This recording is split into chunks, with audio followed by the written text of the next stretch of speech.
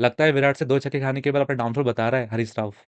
आओ ऐसा ही हम एक डाउनफॉल देखते हैं वाटर के बिहेवियर में, जिसे हम बोलते हैं एनोमलस बिहेवियर ऑफ वाटर। होता क्या है कि नॉर्मल लिक्विड की अगर मैं बात करूँ, सो नॉर्मल लिक्विड के लिए अगर मैं टेम्परेचर बढ़ाऊँ या हीट दूँ उन्हें, तो फिर वो एक्सपांड होते हैं, यानी कि उनका जो वॉल्यूम है वो बढ़ता है। बट वाटर के केस में क्या होता है कि अगर मैं टेम्परेचर बढ़ाऊँ, तो एक्सपांड होने की जगह, वॉल्यूम बढ़ने की जगह उनका वॉल्यूम कम होता है। ठीक है? जैसे कि आप ये ग्राफ में भी देख सकते हो, मैंने ग्राफ यहाँ पे शो किया है वॉल्यूम एंड टेम्परेचर का, और जब टेम्परेचर 0 डिग्री है, उस टाइम पे वॉल्यूम कुछ यहाँ पे आपको दिख रहा है, और जैसे-जैसे मैं टेम्परेचर को बढ़ाऊँ, तैसे-तैसे आप देखो तो ग्राफ नीचे की ओर गिर रहा है, यानी कि वॉल्यूम की वैल्यू क्या हो रही है? कम हो रही है, और 4 पे आके एकदम मिनिमम हो जा रही है।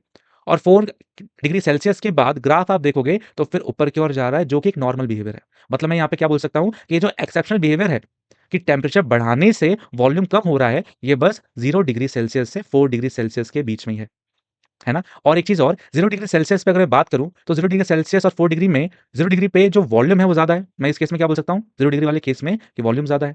अच्छा, 4 डिग्री में आप देखो, 4 डिग्री में 0 डिग्री के हिसाब से वॉल्यूम क्या है? कम है, ठीक है। अच्छा, अगर वॉल्यूम कम-ज़्यादा कुछ हो रहा है, तो it will also impact the value of density, क्योंकि डेंसिटी का फ़ॉर्मूला क्या होता है? डेंसिटी का फ़ॉर्मूला होता है मास अपॉन वॉल्यूम।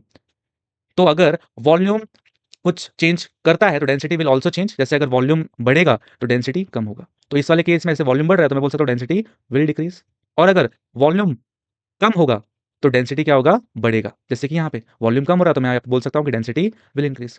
अच्छा, 0 डिग्री मतलब क्या? 0 डिग्री पे मैं बोल सकता हूँ कि आइस एक्सिस्ट करता है, और 4 डिग्री पे वाटर एक्सिस्ट करता है। तो मैं यहाँ पे ये बता रहा हूँ कि आइस की जो डेंसिटी है वो कम है वाटर की डेंसिटी से। इसलिए आइस फ्लोट करता है वाटर पे। हम डालते हैं ना पानी में, अगर बर्फ डालते हैं तो बर्फ क्या करता है? बर्फ तैरता है ना? सरफेस पे फ्लोट करता है। तो ये रीज़न है, क्योंकि density of ice is less than that of water. ठीक है? सो ये कांसेप्ट आता है एनिमल्स बिहेवियर में। तो डाउनफॉल में हमने ये चीज़ देख ली। शेयर करो अपने फ्रेंड के साथ इस डाउनफॉल को समझाने के लिए। Thank you so much.